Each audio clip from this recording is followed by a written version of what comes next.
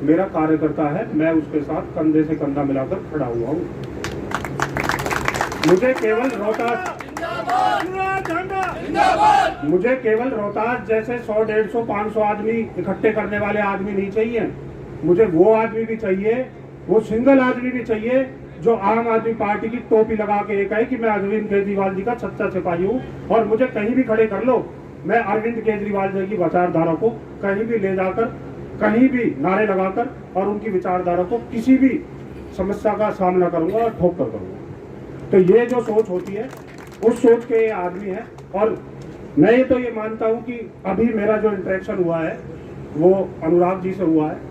इस पार्टी में जितने भी आदमी, हमारे जिला स्तर के भी सम्मानित आदमी यहाँ पर बैठे हुए हैं, जिन्होंने, अभी मैं सुन रहा था तो जो मुझे समझ में आया और जितना मैंने जाना, लोगों से मिलकर जाना, इन सभी लोगों ने पहले दिन से, मैं व्यक्तिगत तौर पे भी कुछ लोगों को जानता हूँ लेकिन मैं नामित अभी नहीं करूँगा, जिससे कि ये ना हो कि मैं अपने मन से किसी को इस बात के लिए कर रहा हूँ। लेकिन मुझे पूरे तौर से मुझे पता है कि इन लोगों ने बहुत मेहनत करी है, इनकी मेहनत का पूरा मान सम्मान है। और इन लोगों ने पार्टी को, जो आज मेरे जैसे युवा यहाँ पर खड़े होकर के इसकी सदस्यता ग्रहण कर रहे हैं, तो इसमें इन लोगों का जो यहाँ पर बैठे हुए हैं इनका सभी का योगदान है। जितने भी हमारी पार्टी यहाँ पर, जितने भी मेरे सम्मानित, जितने भी मेरे यहाँ पर जिले के कार्यकर्ता बैठे हुए हैं, ये इन लोगों का सम्मान है कि मेरे जैसे युवा आज इस पार्टी की ओर आकर्षित होकर के, इस पार्टी की नीतियों को जान करके यहाँ पर खड़े हैं और पार्टी की सदस्यता ग्रहण कर रहे हैं। तो मैं तो ये चाहूंगा कि एक बार जिले की टीम के लिए जोरदार ताली होनी चाहिए। अब मैं कुछ बता देता हूँ कि जो अभी चल रहा है, जैसे हमें पत्रकार, छायाकार साथियों के लिए भी कुछ ये चाहिए होगा कि भाई हम इसमें आगे इस कड़ी को कैसे बढ़ाएं। तो मैं ये कहना चाहता हूँ कि आज की डेट में जो सबसे जो अहम मुद्दा चला हुआ है, हमने अनुराग जी को जो प्रतिमा बाबा साहब अम्बेडकर जी की जो भेंट स्वरूप मोमेंटो जो मेरे युवा साथियों ने उन्हें भेंट किया है, वो केवल मैंने यहाँ पर दिखावा मात्र करने के लिए भेंट नहीं किया। उसके पीछे भी एक विजन है। उसके पीछे ये विजन है कि आज अगर युवा अपने आप को अनसिक्योर फील कर रहा है और कोई भी वर्ग जो अपने आप को यहाँ पर सुरक्षित महसूस नहीं कर रहा, वो केवल इसलिए नहीं कर रहा कि जो हमारा संविधान है, जो बाबा साहब अम्बेडकर जी ने हमारा संविधान रचा हुआ है, लिखा हुआ है, वो कहीं ना कहीं हमें खतरे में नजर आता है। खतरे में हमें इसलिए नजर आता है कि आज मैं यहाँ मंच से बोल रहा हूँ और कल को मान करके चलो कि मुझे कहीं और मंच पे बोलने के मौके मिले और मैं तो बड़ा बेबाक हूँ, बड़ी बेबाकी से अपनी बातों को रखता हूँ, मुझे कोई अंजाम की परवाह नहीं, चाहे कुछ भी हो। तो मेरे जैसे युवाओं को, मुझे भी बोली थी ये बात अभी जब मैं ज्वाइनिंग की प्रक्रिया में था, तो कुछ लोगों ने, कुछ मेरे भी शुभचिंतक हैं ऐसे, जिन्होंने बोला था कि कहीं ऐसा ना हो जाए कि आपके खिलाफ ही कुछ प्रपंच यहाँ पे तैयार किए जाएं। तो मैं उनको ये बताना चाहता हूँ कि युवा अब सारी चीज़ों को जान चुका है। और जहाँ तक बात लोकतंत्र की है, तो लोकतंत्र जो आज की डेट में अपने हमारे इस देश को जो राज कर रहे हैं, जो सरकार राज कर रही है, मैं किसी का नाम नहीं ले रहा, वो समझते हैं कि ये हमारी विरासत है, लेकिन ये भूल चुके हैं इस देश में अगर महात्मा गांधी से लेके और आज मोदी जी चल रहे हैं, इस देश में बहुत से महात्मा आए, बहुत से महात्मा आए गए, बहुत से नेता आए, बहुत से नेता गए, लेकिन देश हमारा निरंतर चलता रहा है। ऐसा नहीं है कि ये जो मौजूदा सरकार है, ये सरकार रहेगी जब तक भारतवर्ष रहेगा, और ये सरकार अगर चली गई, इस पार्टी की सरकार अगर चली गई, तो हमारा देश खत्म हो जाएगा साथियों। क्या ऐसा संभव है? आप लोगों को लगता है, लेकिन ये तो यही सोचते हैं, ये तो आज यही सोच रहे हैं, लेकिन इन्हें ये नहीं पता कि जिस दिन, और जिस दिन नहीं, वो दिन आ चुके हैं, कांग्रेस इतनी भी कुवत नहीं दिखा पाई कि उनके लोकसभा सांसद की, उनके पार्टी के अध्यक्ष की, पूर्व अध्यक्ष की मान्यता गई, तो वो रोड पर अच्छे से प्रदर्शन नहीं कर पाए। आज ये दिन आ गए कांग्रेस के। ये दिन क्यों आए युवा साथियों? ये दिन इसलिए आए कि केवल इन लोगों ने केवल राज की राजनीति, लोक नीति किसी ने भी नहीं की, ना युवाओं के लिए किसी ने सोचा, ना लोगों के लिए सोचा, ना किसानों के लिए सोचा, ना जवानों के लिए सोचा, ना मजदूर के लिए सोचा, किसी के लिए इन्होंने कुछ नहीं सोचा। केवल ये सोचा कि जो भी हमारे खिलाफ खड़ा होगा उसको किसी भी दम पे, चाहे ईडी हो, सीबीआई हो, गोली हो, बंदूक हो, किसी भी दम पे हम उसको चुप बैठा देंगे। तो मैं आपको पहले ही दिन ये आह्वान करता हूं कि मेरे जैसे युवा तो किसी भी लेवल पे आप किसी भी तरीके का जो भी प्रोपेगेंडा आप न चलाना चाहते हो, मेरे जैसे लाखों युवा आम आदमी पार्टी से जुड़ने जा रहे हैं। आप इस बात को गांठ बांध के सुन लें। और मेरे जैसे युवा ना आपके ईडी से डरते हैं, ना सीबीआई से डरते हैं, ना आपकी लाठी से डरते हैं, ना आपसे डंडों से। ये बात मैं पूरी बेबाकी से बोलता हूं और पहले दिन बोलता हूं साथियों। इसलिए बोलता हूं कि जब हमने धारा के विपरीत रह के, हमेशा हमने धारा के विपरीत रह के काम किए हैं और लोगों का हक दिलाने के काम किए।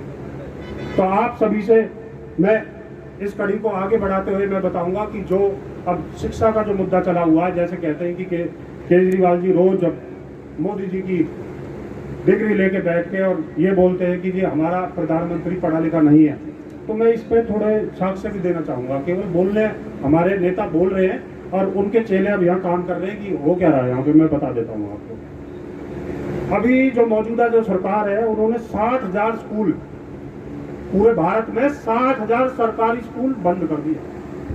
खोलने की तो आप छोड़ दें। 292 स्कूल हरियाणा में मर्ज कर दिए, सरकारी स्कूल। हम लोग ये तो कहते हैं कि हम बढ़ाएंगे। अब मोदी जी वहां जाते हैं, गुजरात में बैठने की जगह नहीं मिलती, तो बड़ा अच्छे से, क्योंकि इवेंट क्रिएटर तो हैं, बड़े अच्छे से इवेंट करवा के वहां नकली स्कूल बनवा के वहां इंटरव्यू देके आते हैं। तो ये सोच दिखा रही है ना। आप में अगर कुवत है तो जाओ दिल्ली में करते इंटरव्यू अच्छे स्कूलों में जाके, वहां अच्छा लगता है आपको, मिलते वहां पे अच्छे स्कूल।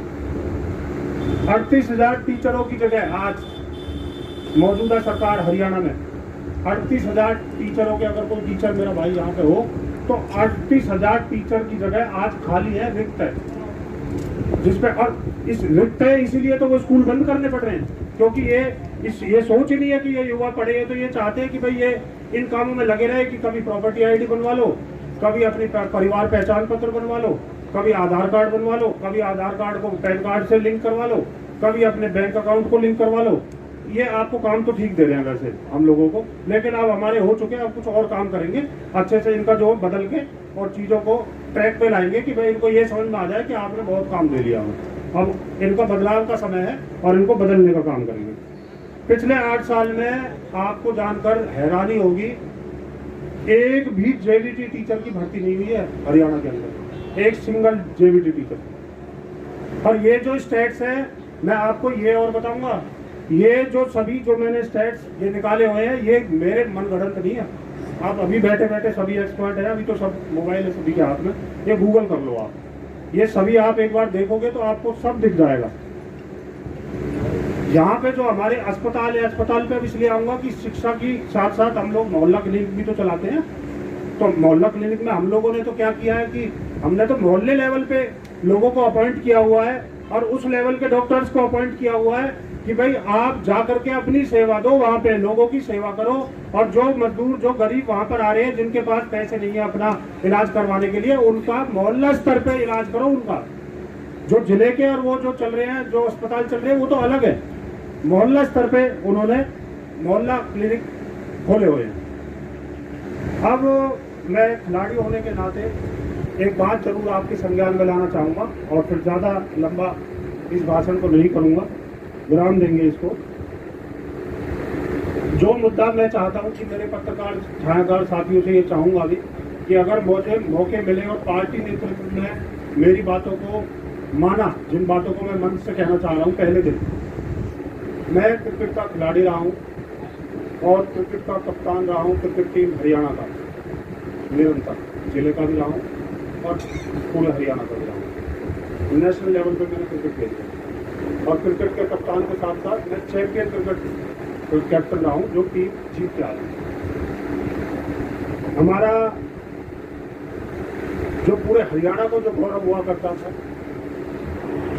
नाहरसिंह स्टेडियम, जहाँ पे अंतर्राष्ट्रीय मैच, आप सभी लोग मैच देखते हो, अंतर्राष्ट्रीय लेवल के मैच हम सभी को पसंद है, जितने भी यहाँ बैठे हुए हैं, मुझे ऐसा लगता है। नाहर सिंह स्टेडियम की हालात, मैं अनुराग जी आपसे भी रिक्वेस्ट करूंगा, एक बार जाके देखना। वहाँ निरंतर कितने सालों से वहाँ राजनीति हो रही है खेल के ऊपर, और वहाँ हालात ये हैं कि वहाँ लोहे के अंदर भी पेड़ निकल चुके हैं। वहाँ ये हालात है। मैं अभी इस बात को, इस मुहिम को मैं अपनी पार्टी से भी अनुरोध करूंगा पहले ही दिन कि एज ए स्पोर्ट्समैन मैं इस मुहिम को बिल्कुल जोर शोर से उठाना चाहूँगा। और नाहर सिंह क्रिकेट स्टेडियम जो है उसके सुधार के लिए अगर हमारी पार्टी इस मुहिम को साथ देना चाहेगी तो मैं बिल्कुल चाहूँगा कि इस मुद्दे को पूरे जोर शोर से, क्योंकि हरियाणा में एकमात्र अंतर्राष्ट्रीय स्टेडियम हुआ करता था जो हमारे फरीदाबाद में जिसमें मैच हुआ करते थे। तो मैं ये चाहूँगा कि आप सभी जो लोग हैं वो भी इस बात के लिए विचार विमर्श करके बताएं कि इसमें क्या पॉसिबल है, क्या हो सकता है, क्या नहीं हो सकता। तो अभी हम अपनी बातों को विराम देते हुए केवल यही कहना चाहेंगे कि मैं अनुराग जी से ये मंच से वादा करता हूं कि किसी भी राजनीतिक दल में आज तक मेरी कोई उपस्थिति नहीं रही है, ये भी मैं क्लियर कर दूं। मैं केवल छात्र संघ में रहा हूं और छात्र राजनीति से जुड़ा रहा हूं। मैं किसी भी पार्टी से, किसी भी दल से, हाँ मेरे राजनीतिक तौर पे अगर मेरे रिलेशन देखे जाएं तो मैं ये भी क्लियर कर देता हूं कि मेरे सभी पार्टी से इसलिए है कि मेरा कोई दोस्त किसी दल से ताल्लुकात रखता है, कोई दोस्त, कोई मेरा क्लासमेट किसी दल से ताल्लुकात रखता है।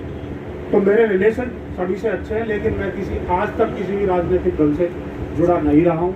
मेरा पहला राजनीतिक दल होगा जिसमें मैं जुड़ करके आप लोगों की सेवा करने के लिए आया हूँ, और आप लोगों को ये आश्वासन नहीं, पूरा भरोसा दिलाता हूँ कि मेरा एक एक कार्यकर्ता और मैं, आप जहाँ जिस भी स्तर पर आप हमारे लोगों की जिम्मेदारी तय करोगे, आपको हम लोग अपना 100%, क्योंकि 101 और 102% कुछ नहीं होता, मैं 100% की आपको गारंटी देता हूँ कि 100% हम लोग सरकार की नीतियों के और सरकार की ईंट से ईंट बजाने का काम करें।